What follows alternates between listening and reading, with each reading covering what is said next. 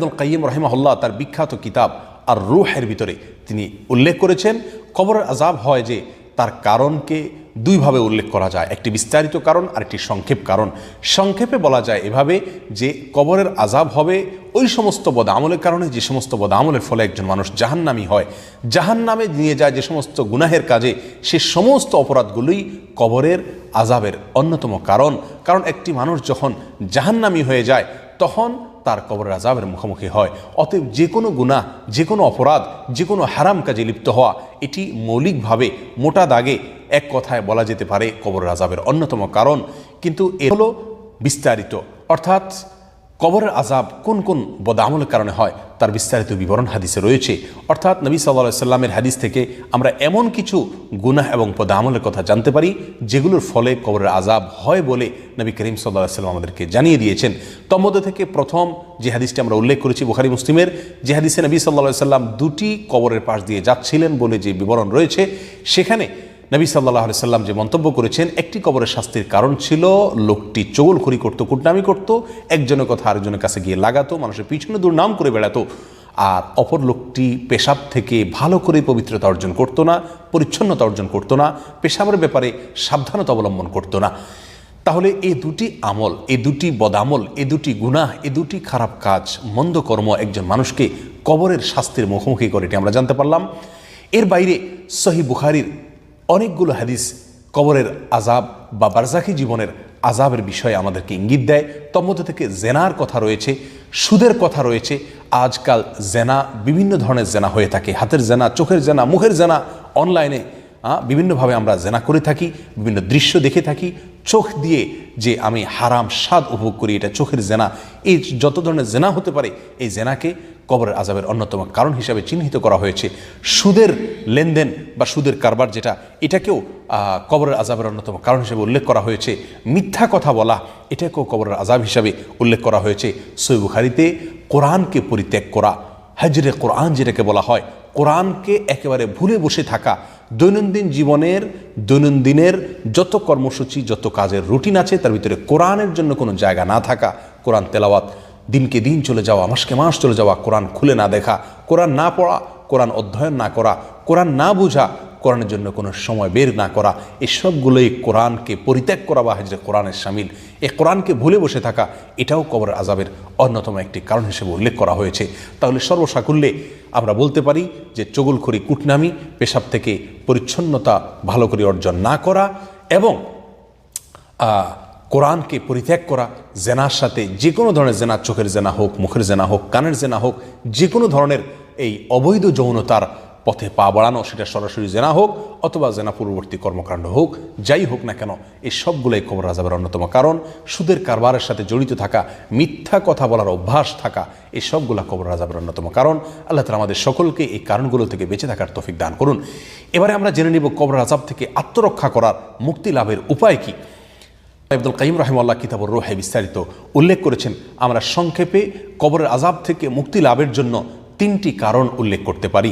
প্রথম কারণ হলো যেই কোনো গুনাহ থেকে বেঁচে থাকার জন্য আপ্রাণ চেষ্টা করা, আর বিশেষ করে যে সমস্ত অপরাধের শাস্তি হিসাবে কবরে আল্লাহ সুবহানাহু ওয়া তাআলা আযাবের মুখোমুখি করবেন বলে নবী সাল্লাল্লাহু আলাইহি সাল্লামের হাদিস থেকে আমরা জানতে পারি, সেগুলোকে সুনির্দিষ্টভাবে সেগুলোকে বর্জন করে চলা, সে সমস্ত গুনাহ থেকে বেঁচে থাকার চেষ্টা করা, যেমন চগলখড়ি করা, কোরআনকে পরিত্যাগ করা, মিথ্যা কথা বলা, সুদের কারবার করা, জেনার সাথে জড়িত থাকা, পেশাবের ব্যাপারে অসাবধানতা অবলম্বন করা, এই সবগুলো থেকে বেঁচে থাকার জন্য চেষ্টা করা। এটা হলো কবরের আযাব থেকে মুক্তি লাভের অন্যতম এবং প্রধান উপায়, প্রথম উপায়। দ্বিতীয় উপায় হলো নবী সাল্লাল্লাহু আলাইহি সাল্লাম যে দোয়াটি কবরের আযাব থেকে মুক্তি লাভের জন্য সবসময় পাঠ করতেন, আল্লাহুম্মা ইন্নী আউযু বিকা মিন আযাবিল কবর, আল্লাহ কবরের আযাব থেকে আমি আপনার কাছে আশ্রয় চাই, আপনার কাছে পানাহ চাই, আপনার কাছে মুক্তি চাই। এই দোয়াটি আসুন আমাদের জীবনের অংশ করে নেই।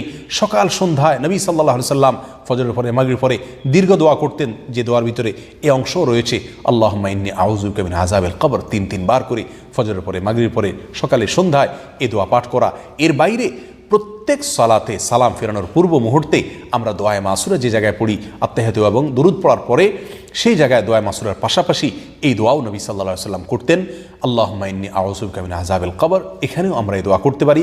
আর এর বাইরেও সকাল সন্ধ্যায় যখন সুযোগ হয় আল্লাহর কাছে কবরের আযাবের কথা স্মরণ করে এরকমভাবে আমরা আল্লাহর কাছে আশ্রয় চাইতে পারি।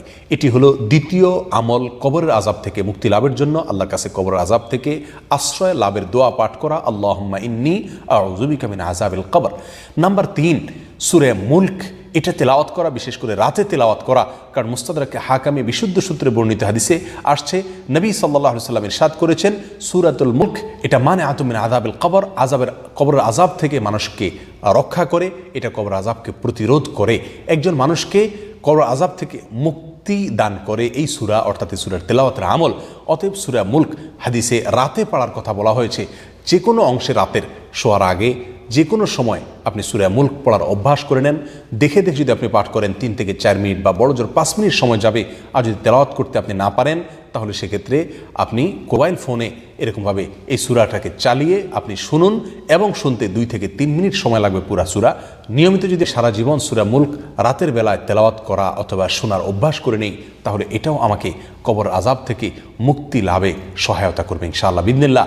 আল্লামা ইবনুল কাইয়িম রাহিমাহুল্লাহ কবর আযাব থেকে মুক্তি লাভের জন্য আরেকটি উপায় বর্ণনা করেছেন স্পেশালি, সেটা হলো প্রতিদিন তিনি পরামর্শ দিয়েছেন শোবার আগে 1 মিনিটের জন্য হলেও অন্তত আমরা যেন কল্পনা করি, ধ্যান করি, হিসাব নিকাশ করি যে আমার সারাদিনের যে কর্ম আজকে ছিল এই কর্মের ফলে আমি কি কবরে শান্তির মুখোমুখি হব নাকি শাস্তির মুখোমুখি হব, পুরস্কারের মুখোমুখি হব নাকি তিরস্কারের মুখোমুখি হব। শুধুমাত্র 1 মিনিটের জন্য যদি আমি সবার আগে প্রতিদিন চিন্তা করি তাহলে ইনশাআল্লাহ আমার জীবনের পরিবর্তনের জন্য এই 1 মিনিটের চিন্তা অনেকখানি প্রভাব ফেলবে, অনেকখানি যথেষ্ট হবে ইনশাআল্লাহ বিইذنিল্লাহ। আসুন কবর আযাব থেকে মুক্তি লাভের জন্য এই আমলগুলোকে নিয়মিত করার চেষ্টা করি, আমরা সবসময় করার চেষ্টা করি। সমস্ত বদামল থেকে এবং সুনির্দিষ্টভাবে কবর আযাব হয় যে সমস্ত বদামলের কারণে সেগুলো থেকে বেঁচে থাকার চেষ্টা করি। নবী সাল্লাল্লাহু আলাইহি ওয়াসাল্লাম যে দোয়া পাঠ করেছেন আল্লাহুম্মা ইন্নী আউযু বিকা মিন আযাবিল কবর, এ দোয়া সকালে সন্ধ্যায় সালাতের শেষ মুহূর্তে এবং সারা দিনে যখন সুযোগ হয় বেশি বেশি করে পাঠ করি। আর সূরা মুলক রাতের বেলায় পড়ার অভ্যাস গড়ে নেই এবং রাতের বেলায় শোবার আগে অন্তত কিছু সময় হলেও চিন্তা করি আমার যে কর্ম তার পরিণাম, তার ফলাফল কি হবে, কি আমাকে ভোগ করতে হবে। কবর এটা আখিরাতের জগতের প্রথম ধাপ বলা যেতে পারে। যে ব্যক্তি এখানে ধরা খেয়ে যাবে তার পরবর্তী প্রত্যেকটা ঘাটিতেই সে ধরা খেয়ে যাওয়ার সম্ভাবনা বেশি প্রকট। আর যে ব্যক্তি এখান থেকে মুক্তি পাবে তার পরবর্তী প্রতিটি ধাপে মুক্তি লাভ করারই সম্ভাবনা প্রবল এবং প্রকট। আল্লাহ সুবহানাহু ওয়া তাআলা আমাদের সকলকে কবর আযাব থেকে মুক্তি নসিব করুন, আমাদেরকে রক্ষা করুন। কবর আযাব থেকে মুক্তি লাভের জন্য যে সমস্ত আমলের প্রয়োজন সে আমলগুলো করবার তৌফিক দান করুন। আসসালামু আলাইকুম ওয়া রাহমাতুল্লাহি ওয়া বারাকাতুহু।